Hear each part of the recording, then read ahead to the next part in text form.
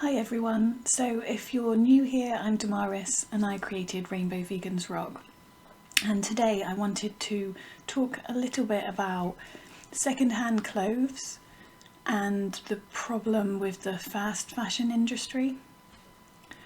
So I will say first of all that I buy majority of my clothes second-hand for myself and my children, and there's a few main reasons why I do that, and I have been doing it for a few years now. So the first thing really I wanted to say was the best thing you can do environmentally is always use what you have. So if you've got a wardrobe and drawers full of clothes and you've got plenty to choose from, buying new clothes is not necessary, to be fair. I know it's very tempting. In the past I haven't been the sort of person that's really into clothes shopping or anything like that, because personally, I guess it's because I'm an introvert, but I hate shopping, generally speaking. I hate food shopping, I hate clothes shopping. I'm not the sort of person to go and browse around a shop. That's just not me. I'm the sort of person that if I need to get something and it's not possible to get it on the internet, I will walk into the shop. I know exactly what I need. I will go get it, pay for it, that's it. I know that some people actually do enjoy shopping, and that's completely fair enough. But me personally, I hate it. So I guess that's the main reason why I have never been that big on buying lots of clothes. I don't enjoy the process. And so trying to live a more minimalistic lifestyle is definitely something that I'm interested in. But in the interest of full disclosure, my home is not a minimalist home. I would so love it to be. But I have children and they seem to hoard stuff. People buy them things, it builds up before you know it. So as much as my final aim is to have a more minimalist home, less belongings, at the moment I'm definitely not there. I will show you my wardrobe and drawers. This is my wardrobe, baby's clothes on that side. This is my spare coats, basically, and a few, don't know if you can see, few spare shoes which I'll probably never wear, I'll eventually give away. Next bit is a few boots, and a pair of sandals and hiking boots. A few sort of little cardigans, I would say. A few swimming costumes.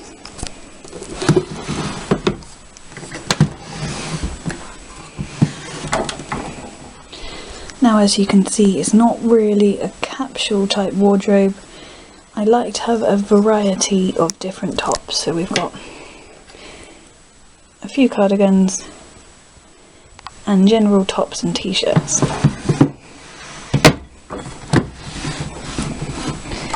Next one is my more floaty sort of tops, like these, all second hand and hand-me-downs. This is my pashmina scarf drawer. I just can't bring myself to part with any of these because I love scarves as an accessory. So this drawer is mostly empty, but it does have a couple of jumpers and some trousers which I don't currently fit into, but I'm hoping one day. And the final bit is some pyjamas and a skirt. as you can see, I don't have a huge amount of clothes at the moment. I did have a huge clear out a few months ago. Although I'm not a person that particularly hoards clothes or buys in excess or anything like that, it did seem to build up, and I think I was accepting some hand-me-downs from a few friends and accepting them and not ending up actually wearing the clothes. So I had a very good clear out. I donated to charity everything that I knew I wouldn't end up wearing, and just really cut my wardrobe down. So I'm pleased with the outcome with it. So as I said before, everything that I buy for myself and my children, I would say probably about 97% of everything that I buy for myself and my children is second hand, and it's definitely doable, and I've been doing that for quite a while now. For example, my son needed next size up DAPs for school, so I had a look on eBay and I thought, of course I will buy them new if I have to, because he needs them. But I actually managed to find somebody selling the size that we wanted for a pretty reasonable price. I think with postage and packaging it was about £5 or £6 for the DAPs. I don't really know what they go for new, but I was happy with that price. They'd only been worn once or twice and they arrived in perfect condition. So I think it's definitely possible to buy the majority of your clothes second hand if you do need anything. And there are other options that you can do. You can obviously swap through, people have the sort of clothes parties, I can't remember what it's called now, where you bring along all your old clothes and you swap with friends, so that you feel, because I think the problem with a lot of people is they like to have something different to wear. You know, if you work in an office, I know in the office that I used to work, it felt like there was a bit of pressure to wear something different every single day. Now personally I stuck to the uniform that we had, even though we did have the option to wear our own clothes, because I didn't want to have to personally deal with choosing a different outfit every single day. That's just, yeah, I just did not like the sound of that, so I stuck to wearing the uniform. But I know a lot of people there, they felt like they had to change their outfit every single day. So I understand that some people in those sort of situations, if you work in a busy office and you're a manager or a person of authority, you might want to have a variety of clothes at hand to wear, really. So these sort of occasions, charity shops, thrift shops are brilliant, and swap with friends. And failing that, if you can't find what you're looking for in those other ways, there is always eBay and other pre-loved sites, like I believe Depop is growing in popularity and you can get a lot of second-hand things on there. So there are other options. So this might seem quite extreme, I suppose, going to that sort of length to get second-hand clothes, but for me the main reasons are, first of all, the environment. So I did recently find out just how much water it takes to make, for example, a cotton t-shirt. So for an average cotton t-shirt, it takes 2,700 litres of water to grow the cotton to make that one t-shirt. So that is basically equal to 30 bathtubs full of water just for one standard adult t-shirt.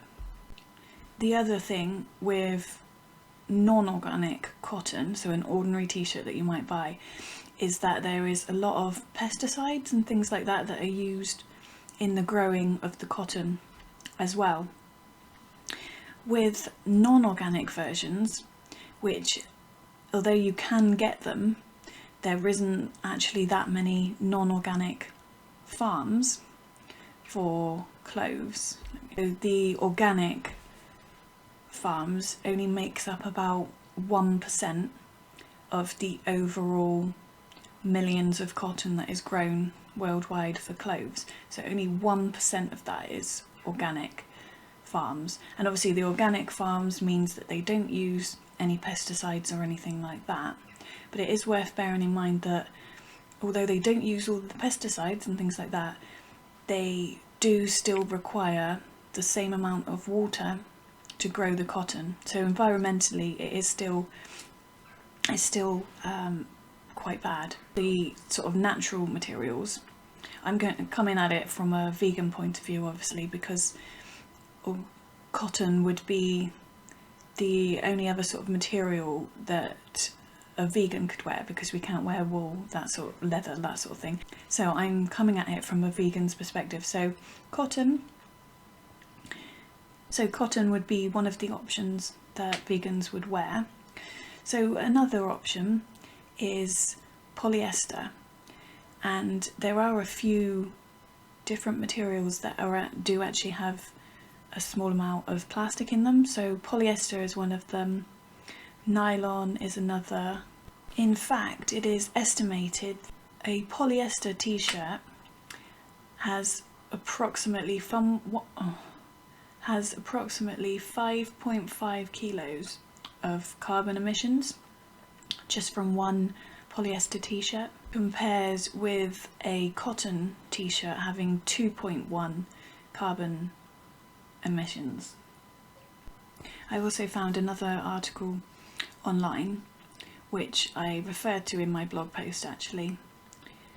It basically states that the textile production industry is one of the most polluting industries.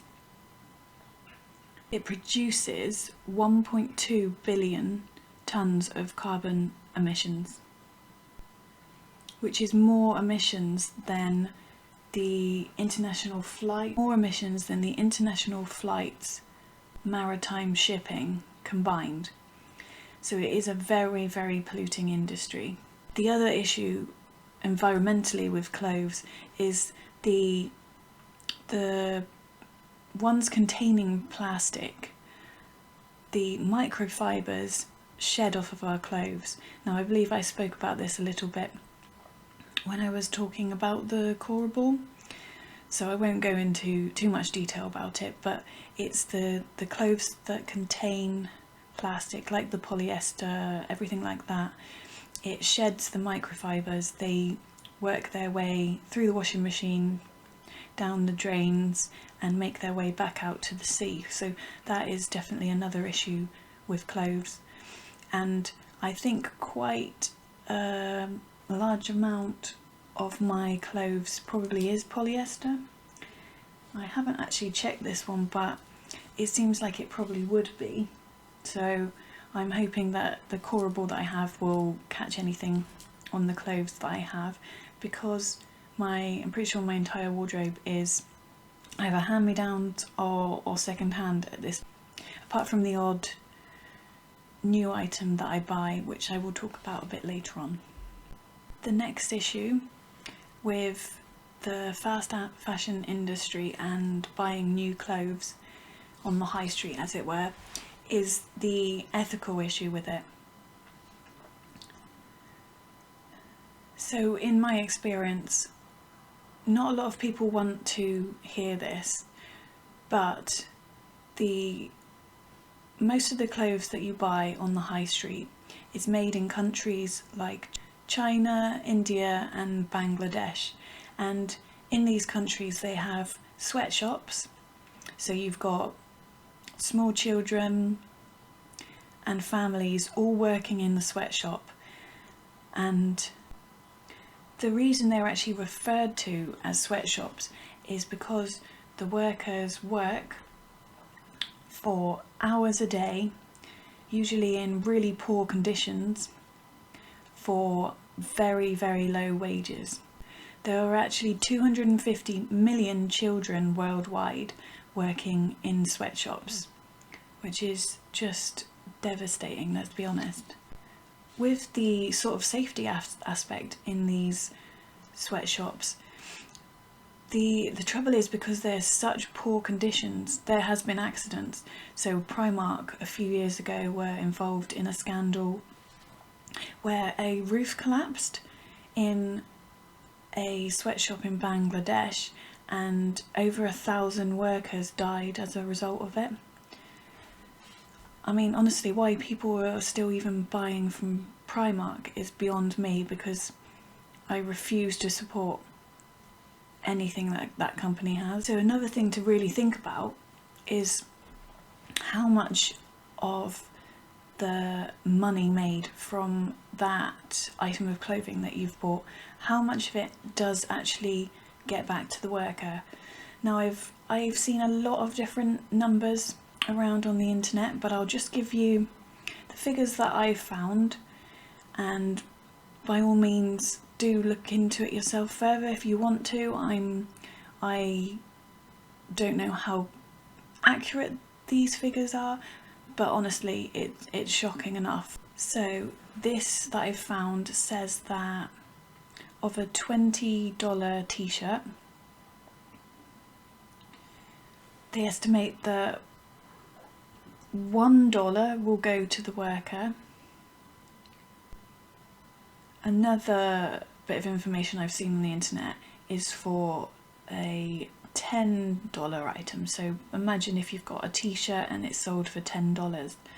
So of that, $5 goes to the clothing store, $2.25 goes to the brand, $1.75 goes to materials and production, 70 cents? Yeah, 70 cents goes to taxes and distribution, 27 cents goes to the cotton farmer, and 0.03, I don't know what that is, but 0.03 then goes to the workers as wages. And obviously, like I said, you know, if that's incorrect, if you have any information saying that that's not correct, that's fine, do let me know in the comments. I'm just sort of quoting on some information that I've found. But honestly, I think even if those figures are slightly out in any way, it doesn't matter. You can still see the percentage that actually ends up going to the textiles worker is pathetic. And I think continuing to support companies that have these sweatshops around the world is just not great, and it's not for me. For many years now I've boycotted Primark and all of the high street brands, to be honest. I mean, even H&M, they can try and make themselves sound like they're being sustainable and everything like that, but honestly I do not trust them at all. I will now quote my sister, my last little sum up to do with the sweatshops and the fast fashion industry. I believe that when I was in a conversation with my sister, she said that the textile industry is modern slavery of our time, and I couldn't agree more. I feel like it's awful, and I just think everybody should really think a lot more about what you are buying and what you're supporting. I know it's a very difficult conversation to have with people, but it's so important at the same time. On to something a bit more positive. So when you buy second-hand clothes only, generally speaking, you save a lot of money. I know it's difficult for charity shops, thrift shops, to compete with the £2 vest top from Primark. I do completely understand that, but I think in a lot of cases, if you buy something that is much better quality, perhaps a better brand, then, and you're buying that second hand, you will save money that way. And it's just a much better way to go. When you think of all of the clothes that's in circulation, people will probably send to the charity shop something that doesn't particularly suit them. There might be nothing wrong with it, they may have only wore it a handful of times, and in that way you can really pick up a bargain and make use of an item that otherwise would just end up in landfill. So for me, I love thrifting, I love secondhand clothes, and I love that it saves me money too, so it's a win-win really.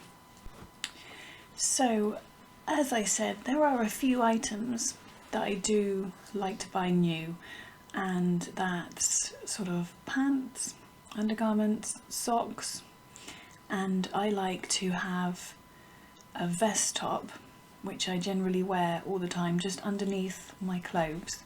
It just makes me, it's an extra layer, I suppose, an extra layer of clothing, just makes me feel comfortable. So I buy these items usually from BAM clothing. I will leave a link in the description. I think it's called a referral link, so oh yes, so it's a referral link for 15% off each. So if you do buy through the link, we both get a discount of 15%.